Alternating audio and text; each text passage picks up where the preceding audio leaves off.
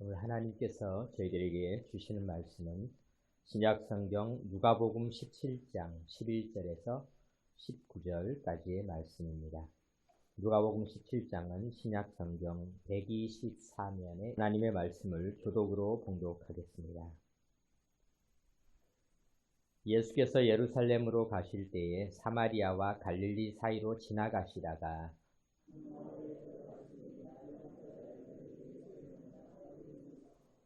소리를 높여 이르되 예수 선생님이여 우리를 불쌍히 여기소서 하거늘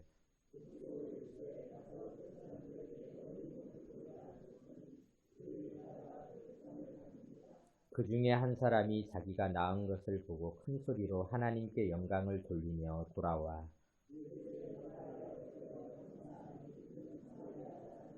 예수께서 대답하여 이르시되 10사람이 다 깨끗함을 받지 아니하였느냐 그 9은 어디 있느냐.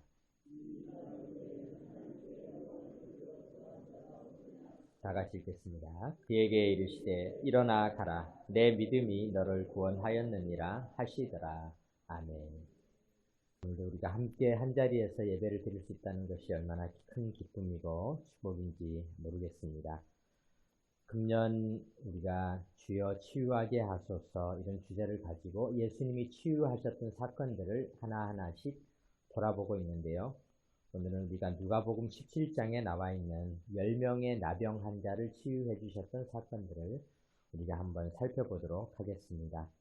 본문 11절 보겠습니다. 11절에 보니까 예수께서 예루살렘으로 가실 때에 사마리아와 갈릴리 사이로 지나가시다가 예루살렘으로 가시는 길이 여러 길이 당시에는 있었습니다. 당시에는 특히 사마리아 사람들과 유대 사람들, 갈릴리 사람들은 사마리아 사람들을 좀 싫어했습니다. 그래서 가급적이면은 사마리아로 가는 길이 빠른 길이지만은 사마리아 사람들이 없는 쪽을 피해서 돌아가는 길을 사용을 했습니다. 베레아 쪽으로 돌아가거나 또는 해변길로 가거나 이렇게 둘러서 가시는 일이 일반적이었는데 예수님께서는 오늘 어떤 길을 택하셨는가 우리가 이렇게 한번 생각해 보도록 하겠습니다. 옛날에는 지도를 가지고 차를 운전했었는데 지금은 티맵과 같은 또 카카오 내비 이런 내비들이 발달을 하게 되면서 내비게이션이 있어서 우리가 운전할 때 상당히 유익을 누리게 되는데요. 그 운전할 때 티맵이 처음에 물어봅니다.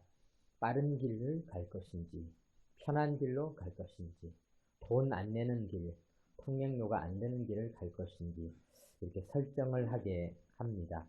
그런데 제가 그것을 이렇게 보니까 그것은 우리 인생을 너무나 잘 보여주고 있습니다. 우리도 인생에서 어떤 길을 선택할 때 크게 세 가지 이 선택이 우리에게 많이 다가오고 있는 것 같습니다. 어떻게 하면 빨리 일을 해볼 것인가, 빠른 길을 선택하기도 하고요. 또 아니면 좀 편한 길이 없을까, 편한 길을 선택하기도 하고요. 또 경제적인 길, 어떻게 하면 이것이 좀 비용을 아끼거나 아니면 돈을 벌 수 있는 길이 없을까, 경제적인 길을 선택을 하게 됩니다. 그래서 사람들은 빠른 길을 가기 위해서 때때로는 너무 지름길을 선택을 하는데 그 지름길이라고 하는 것이 우리가 비유적으로 보면은 옛날에는 이렇게 지름길을 가기 위해서 불법적인 길로 가기도 했던 것을 보게 됩니다. 빠른 길이라고 하는 것은 늘 그런 유혹이 담겨 있는 것이죠. 또 어떤 사람들은 쉬운 길, 편한 길을 찾게 됩니다. 쉬운 길, 편한 길은 당장에는 편하지만은 결국 노력은 적게 하고 결과는 좋은 것을 얻으려 하다 보니까 쉽게 살려고 하는 잘못된 습관이 생기게 되기도 하고 또 꿈을 포기하게 되기도 하는 것이죠. 또 경제적인 길을 찾는 사람들이 많이 있죠. 돈이 중요하다 보니까 어떻게 하면은 돈을 아껴볼까 아니면 어떻게 하면은 돈을 벌어볼까 돈 버는 쪽으로 사람들이 길을 가게 되기도 합니다.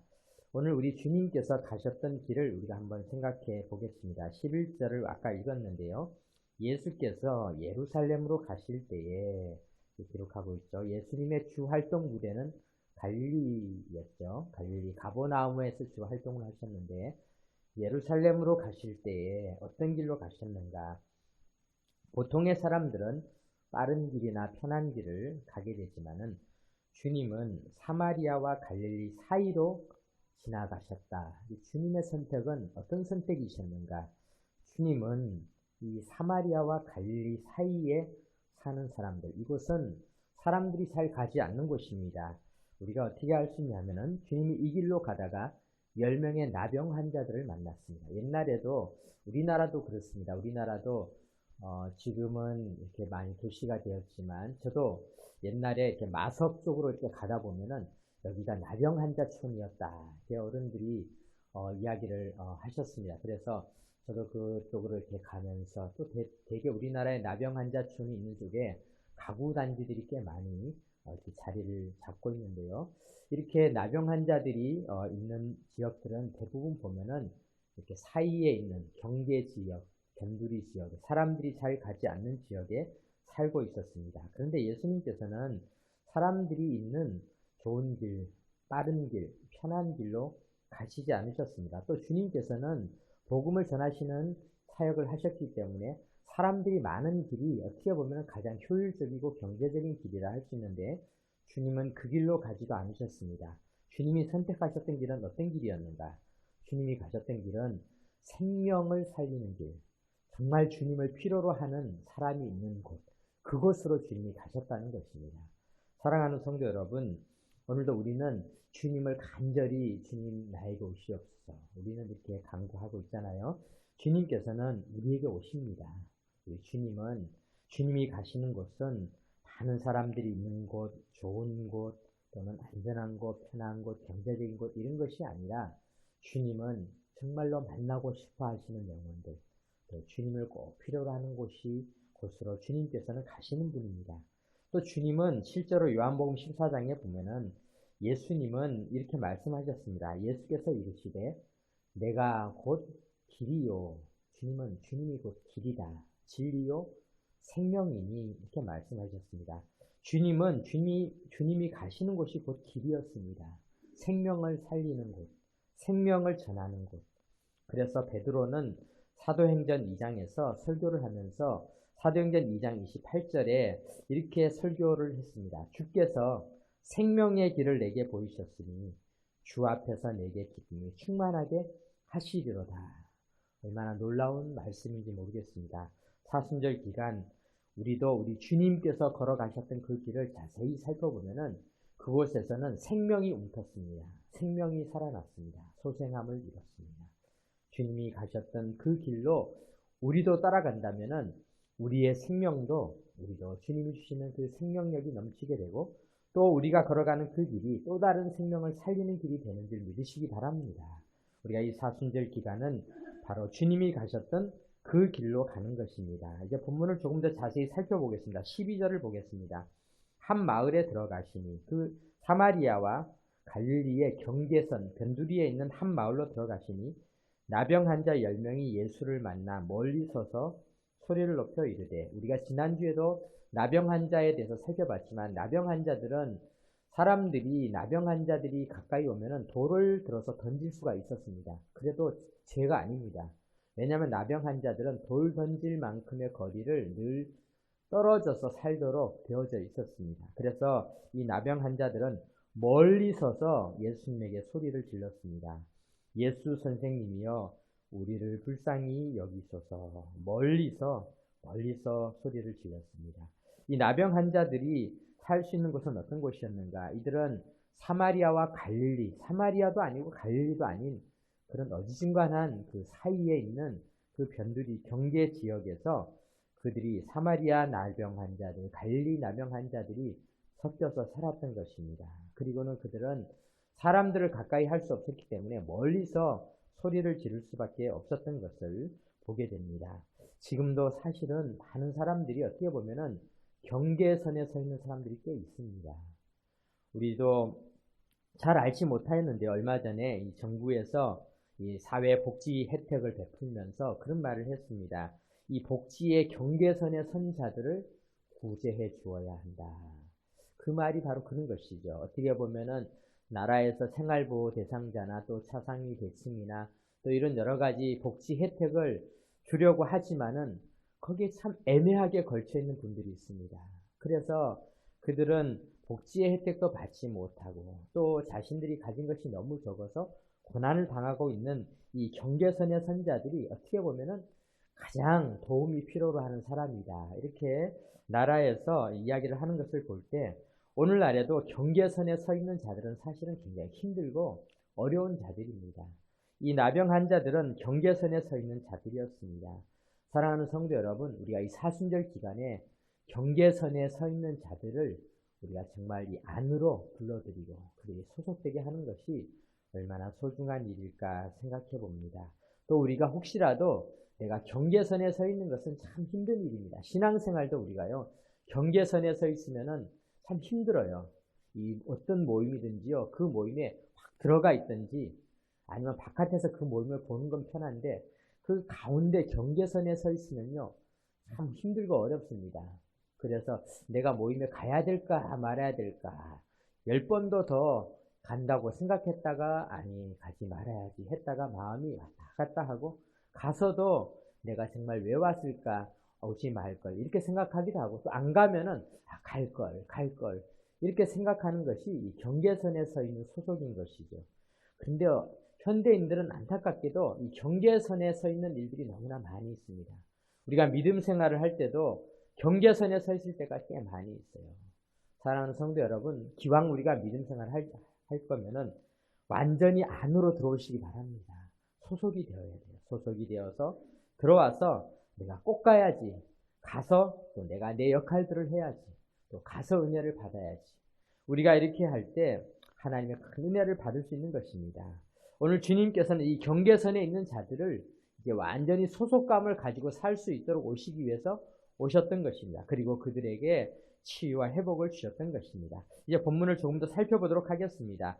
이들이 치유받았던 것들을 우리가 몇 단계 이렇게 한번 살펴보겠는데요. 13절 말씀 보겠습니다. 13절에 소리를 높여 이르되 예수 선생님이여 우리를 불쌍히 여기소서 하거늘.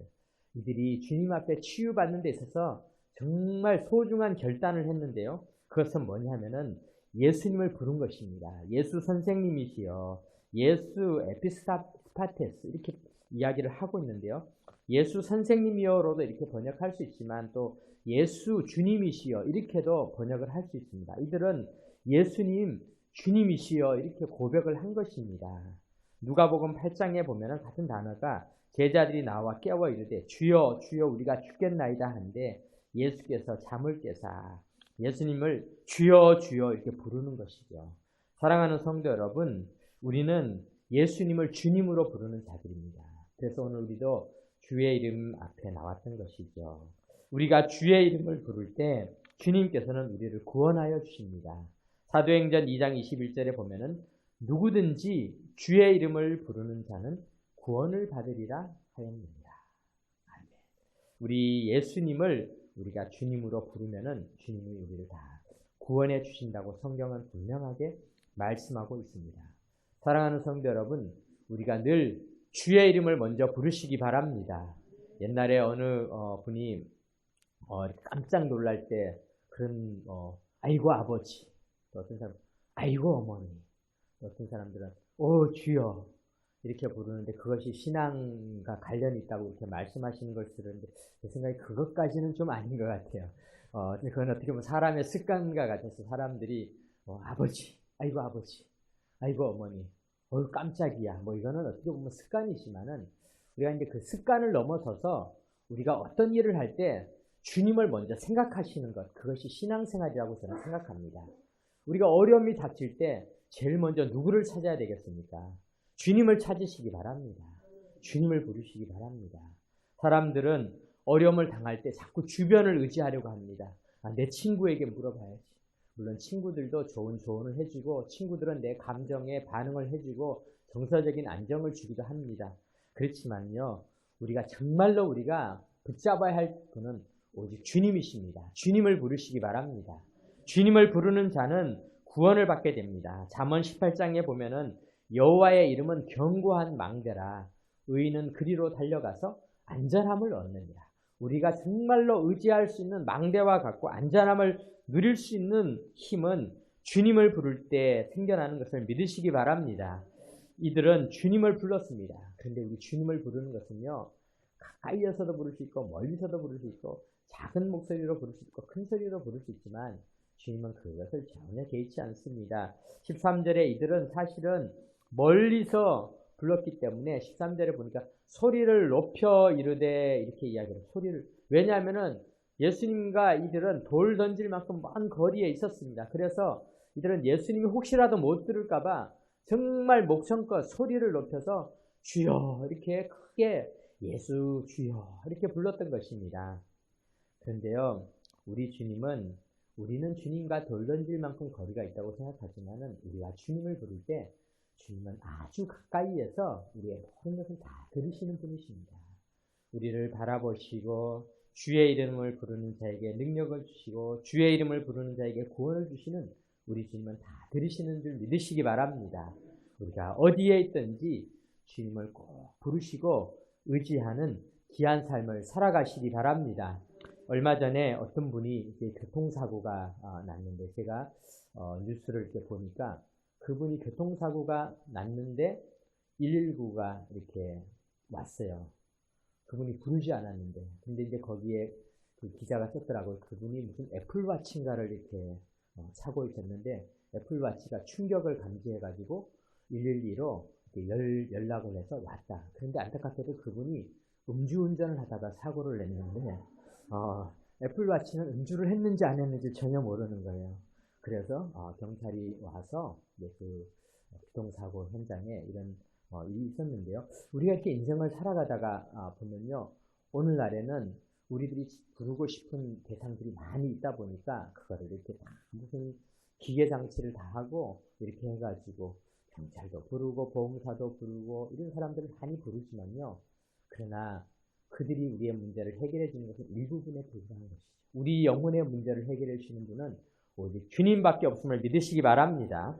우리 14절 말씀을 보겠습니다. 보시고 이르시되, 주님은 보시고 이르시되, 보셨습니다. 가서 제사장들에게 너희 몸을 보이라 하셨더니 그들이 가다가 깨끗함을 받은지라. 참 주님께서는요, 아주 간단하게 보시고 가서 제사장들에게 너희 깨끗함을 보이라, 너희 몸을 보이라 하셨더니 그들이 가다가 깨끗함을 받은지라. 이들은 주님을 부르는 일에 성공했고요. 두 번째, 이들은 순종하는 자였습니다. 주님이 그들에게 그냥 말했어요. 손을 대거나 이러지도 않고 그냥 먼발치에서 말했어요. 가서 제사장들에게 너희 몸을 보여라. 그런데요, 우리가 생각해 볼게요. 이 순종이라는 게 쉽지가 않습니다. 사실 이들이 예수님이 자 그럼 지금 낫게 해주겠다, 그리고 몸을 싹 낫게 해준다면은 그들이 얼마나 좋겠습니까?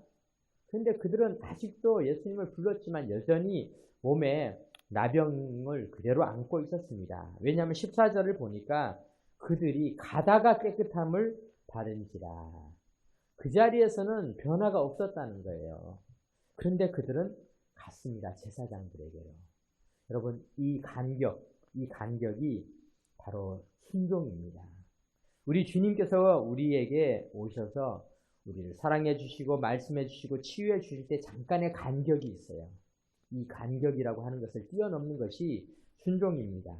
사랑하는 성도 여러분, 요한복음 2장에 예수님께서 갈릴리 가나에서 포도주를 통하여 잔치 자리에 그 어려움들을 다 극복하게 해주시는 물이 포도주가 되는 그 기적에도 보면은 6절에 이렇게 기록되어 있습니다. 요한복음 2장 6절에 보니까 거기 유대인의 정결 예식을 따라 두세 통 드는 돌 항아리 6이 놓였는지라. 예수께서 그들에게 이르시되 항아리에 물을 채우라 하신즉 아귀까지 채우니. 그들이 아귀까지 채웠을 때도 물이었어요. 여전히 물이었습니다. 이제는 떠서 연회장에게 갖다 주라 하시매 갖다 주었더니 여전히 물이었습니다. 그런데 그들은 갖다 주었습니다. 그랬더니 그 물은 포도주로 바뀌었습니다. 그 간격이 있습니다. 순종은 아직 물이지만요. 그런데 그 물을 넘어설 때까지 우리가 가져야 될 자세가 있습니다. 이것이 물이다, 아직 나는 나병이 있다라고 좌절하거나 비웃거나 포기하지 말고 주님의 말씀이라면은 믿고 나아가는 것, 그것이 바로 순종임을 믿으시기 바랍니다. 사울왕은 순종에 실패하지 않았습니까? 사무엘이 이르되 여호와께서 번제와 다른 제사를 그의 목소리를 청종하는 것을 좋아하신 같이 좋아하시겠나이까? 순종이 제사보다 낫고 듣는 것이 수장의 기름보다 나으니. 사울왕은 순종에 실패했습니다. 왜냐하면 사울왕은 아각의 그 재물과 그가 가지고 있는 양들과 수와 가장 좋은 것을 바라보았습니다. 그래서 순종이 마비되었던 것입니다. 우리는 이 순종이라고 하는 것이 그렇게 쉬운 일은 아님을 우리가 생각해야 됩니다. 왜냐하면 그 간격이 있어요. 우리 주님께서 우리에게 주의를 잘 지키라. 그런데요, 몇 주일 빠져봐도 별일 없었어요. 주님께서 우리에게 우리 하나님의 것을 하나님에게 드려라. 서별례를 드려라. 11조를 드려라. 몇 번 안 드려봤는데 그런데 아무런 변화가 없어요. 간격이 있어요. 여러분, 이 간격을 우습게 봐서는 안 됩니다. 하나님은 그러나 그 간격의 시간이 지나면은 반드시 그 순종이 열매가 되게 해주시는 분이심을 믿으시기 바랍니다. 이 순종은 열매로 바뀌어지게 되어 있는 것입니다. 이스라엘의 실패는 순종의 실패였습니다. 예레미야서 26장 5절에 보니까 내가 너희에게 나의 종 선지자들을 꾸준히 보내 그들의 말을 순종하라고 하였으나 너희는 순종하지 아니하였느라.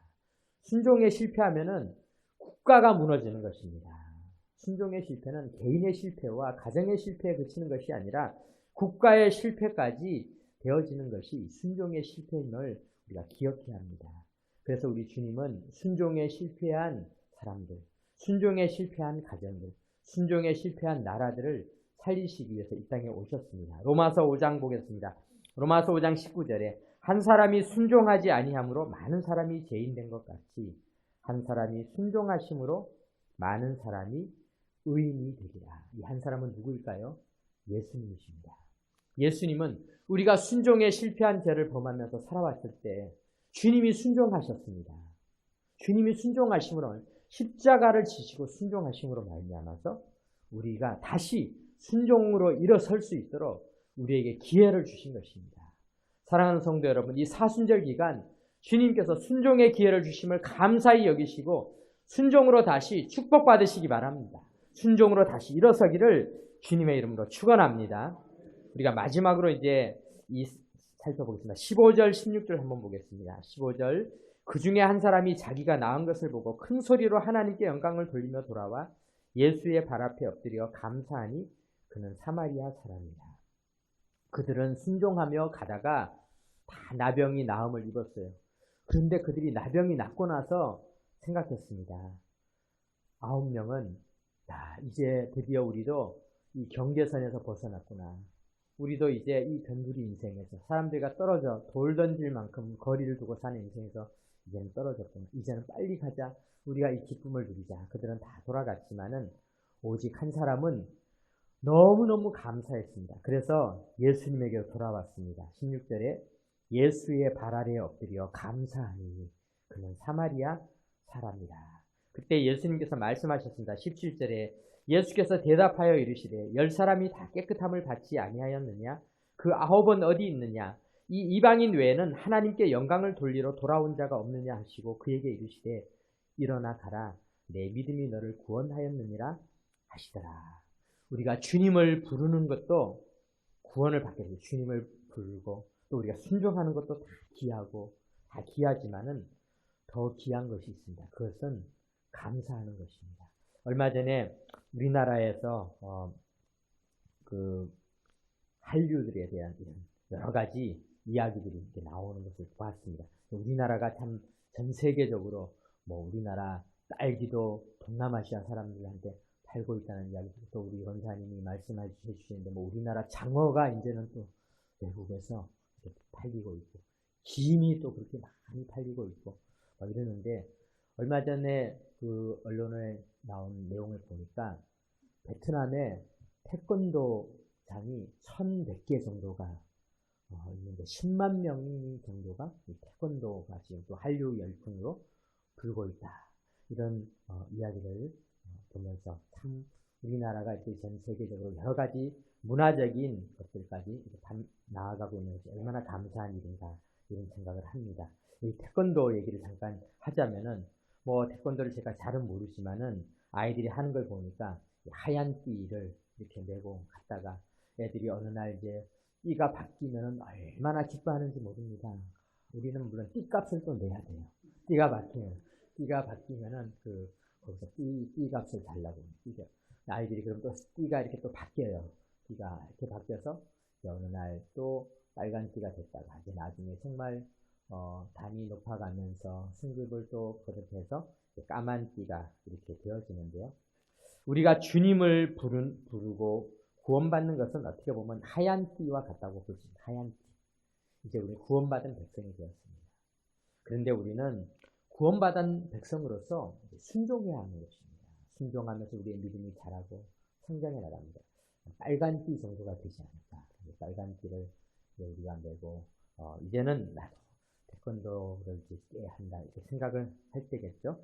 그렇지만은 정말로 더 높은 띠, 까만 띠를 다 이렇게 내는 자는 누구일까?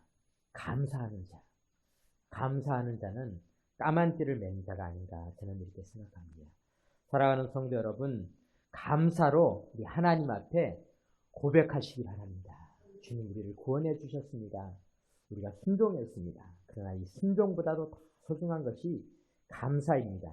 시편 50편 23절에 보니까 감사로 제사를 드리는 자가 나를 영화롭게 하나니 그의 행위를 옳게 하는 자에게 내가 하나님의 구원을 보이리라. 감사는 우리 하나님을 아주 영화롭게 하는 일입니다. 우리가 9명의 아까 그 나병 환자들을 한번 생각해 봅시다. 이분들은 이제 나병으로 몸이 깨끗해졌습니다. 그분들의 나이가 몇 살인지 모르지만요. 저도 얼마 전에 대상포진이라는 것이 한번 걸려가지고 고생을 엄청 했습니다. 그리고 이제 약을 먹고 나았는데 참 나이가 조금씩 들 때마다 하나님께서 우리에게 여러 가지 질병을 주셨습니다. 여러분 9명의 나병 환자들이 나병에서 나왔다고 대상포진 안 걸리겠습니까?